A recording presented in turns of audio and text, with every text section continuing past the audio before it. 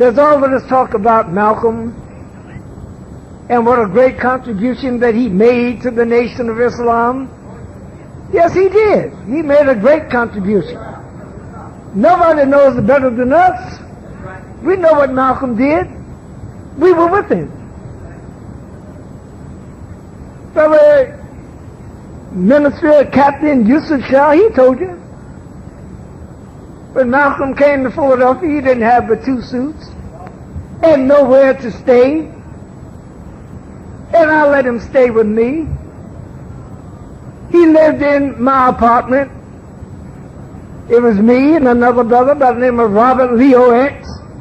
We had a little small place and an extra bed. And we allowed Malcolm to stay with us. Malcolm had been sent to Philadelphia by the Honorable Elijah Muhammad. Messenger Elijah Muhammad sent him to us to help us with the problem. He sent another brother from Baltimore by the name of Isaiah Kareem. He came up. And the 2 of them held the little court at our temple at that time. And when it was all over, Isaiah went back to Baltimore, and Malcolm called the messenger in Chicago and asked him what should he do now that he had solved the problem. And the Honorable Elijah Muhammad said, well, who is there with those believers? And Malcolm said, well, they don't really have a minister here. He said, well, you stay there with them, brother. And that's what Malcolm did. He stayed with us in Philadelphia. And like Brother Captain was saying, he didn't really like work. But he said he was a beef boner, so I took him to a plant where they boned beef. And he got a few days' work cutting up beef. He was pretty good at it, but he didn't like working a full week.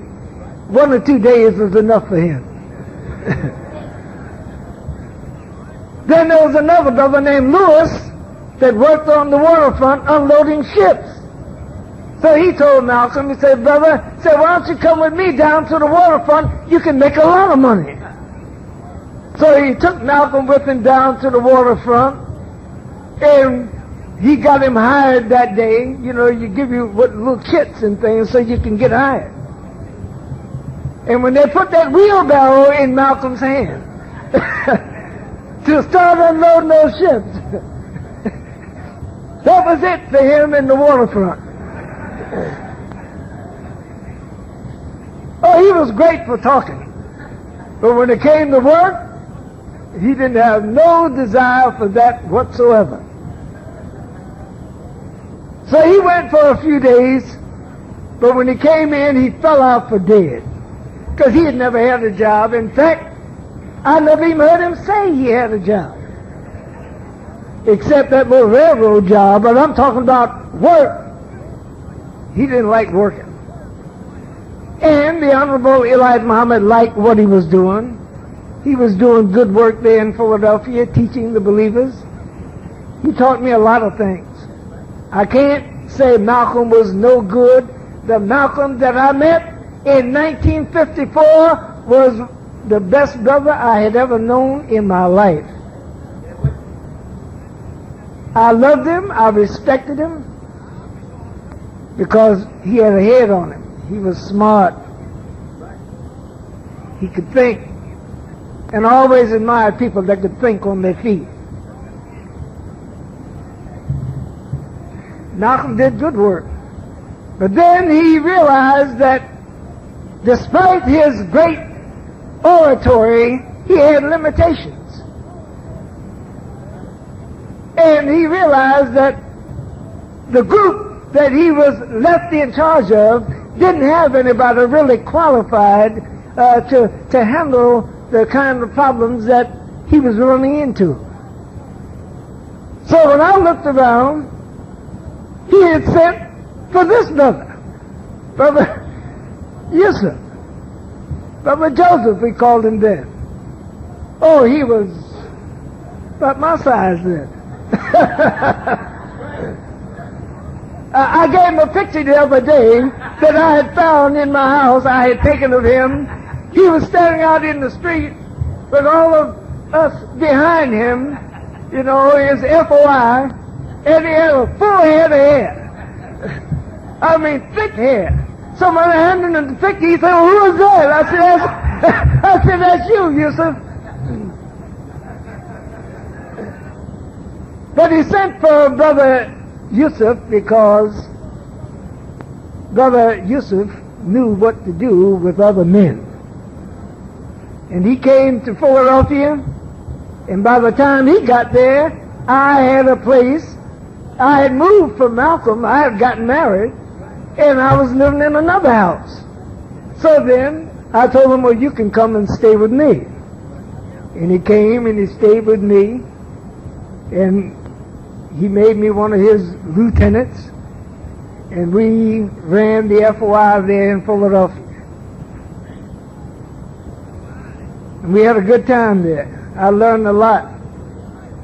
What fascinated me about Brother Captain Joseph is this man had a memory that I had never seen before of black people. I mean, he could remember all of them long numbers, I mean, that long. They asked him what was the square mileage of the earth, and he'd come up with those astronomical figures, 196,940,000 square miles. I said, wait a minute, how could he get all of that? I mean, he shocked me, but he won my respect and my admiration. And he even won one of our sisters away from there. He told you about it, and he's still with her. All praises to Allah. So we began to work very, very hard there in the Philadelphia area.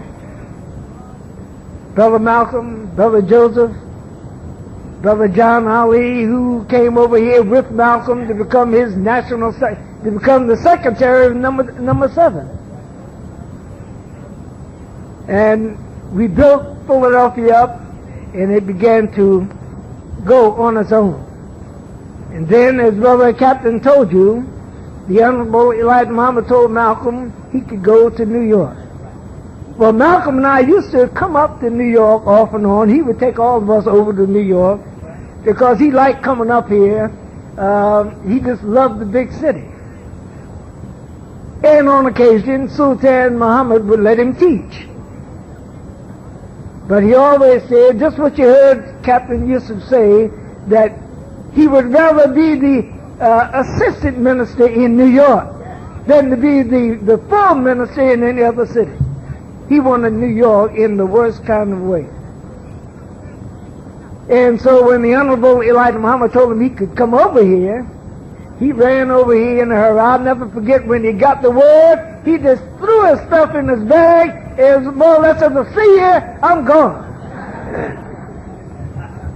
I mean, he left all of us there. He even left Yusuf there. He said, Yusuf, you in charge. You can teach. He left Yusuf there teaching.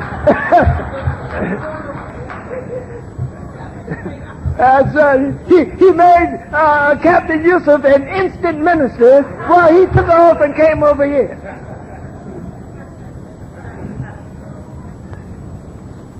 So, Minister Yusuf, Minister Joseph as we called him then, he hung around for a few days, and he taught 2 or 3 meetings, and then he said, Jeremiah, I'm gone.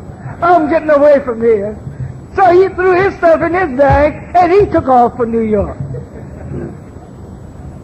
And the rest you know, because you met him when he came here. But this wasn't an easy task for Malcolm and Brother Captain Yusuf and Brother Secretary John Ali. They had a tough time over here. New York was not made to order for Malcolm. New Yorkers wasn't going to be that easily maneuvered and manipulated because they all thought they were slicker than Detroit Red anyhow. So Malcolm had a problem when he first came here. And we had to come over here frequently. In fact, I was over here so much that most people thought I lived in New York.